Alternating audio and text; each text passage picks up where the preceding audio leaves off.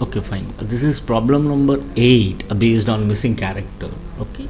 See here, what number should replace the question mark? So 12, 7, 6, 17, 9, 9, right, 8, 7, 4, right, 11, 5, 13. They have given. So we have to find this question mark, right? So they have given 92, 29, 93, 39 and all. Now, if I multiply, see 12 into 6, 72 and 7, so 52, we won't get. So if I subtract, 12 minus 6 is 6, so again it is not possible. Let me add it here. 12 plus, right, 6 plus 7, 13 plus 12 is 25, right? Let me add this also now. 17 plus 9 plus 9, it is going to be 18 plus 17 is 35.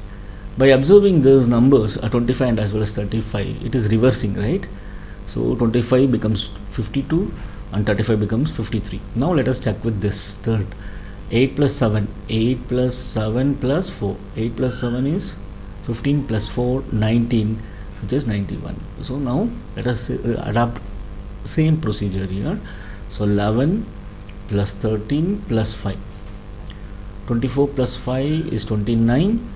So the answer should be 92. The option is here is A.